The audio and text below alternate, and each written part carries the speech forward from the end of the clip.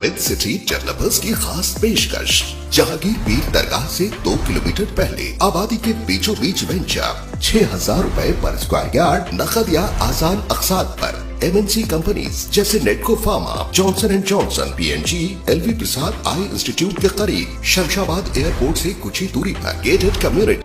Chairman A18 Telangana news Mohammad Azam Ali.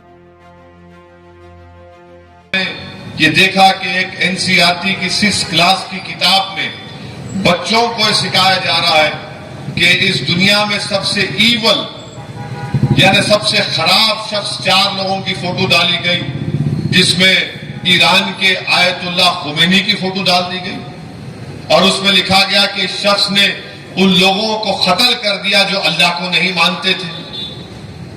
आप बताइए क्या सिखाया जा रहा है इन किताबों में?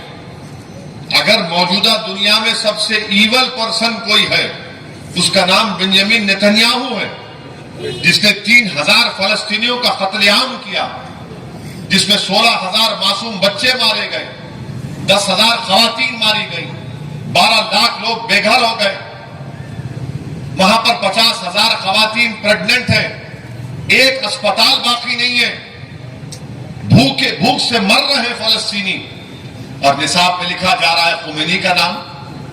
अब यकीनन ये शिया लोगों के लिए तकलीफ दे बात है, मगर उन शिया लोगों से मैं अपील कर रहा हूं कि 13 तारीख को आप क्या करेंगे फिर?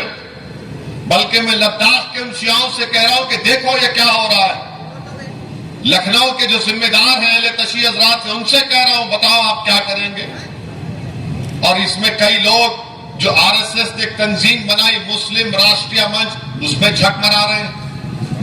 बताओ तुम लोग क्या करोगे? अब मजलिस की मुखालिफत में तो तुम नाच रहे हो, मगर जब ये किताब में आ गया अब तुम क्या करोगे? तुम वक्त के यजीद का साथ दोगे या फिर तुम सच्चाई का साथ दोगे? तो मेरे अजीज दोस्तों और बुजुर्गों, इस तरीके से जहर इस मुल्क में घोल दिया जा रहा है। और जहर इजाफा कैसे कर दिया गया?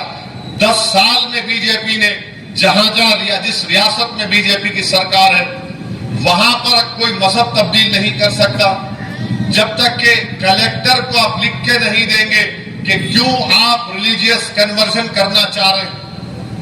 अगर आप इंटर रिलीजियस मैरिज करना चाह रहे तो कलेक्टर से परमिशन लेना पड़ेगा। अरे भाई, जब कोई बालिग हो जाता है, वो बालिग होने के बाद शराब पी सकता है, मगर वो अपना मजहब तब्दील करने के लिए परमिशन लेना पड़ेगा।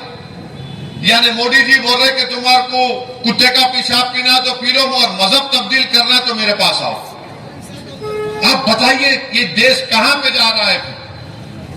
बल्कि गुजरात में तो एक कानून है, और वो कानून ये कहता है कि अगर किसी को अपना घर बेचना है, अगर वो कोई मुसलमान किसी हिंदू को घर बेच रहा है तो आप नहीं बेच सकते तावक्ते गवर्नमेंट परमिशन ना दे।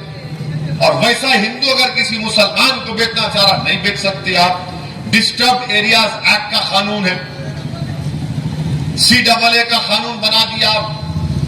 और CAA का कानून क्या है उसको मैं बार बार कह रहा हूं, NPR NRC से जोड़ के देखना है।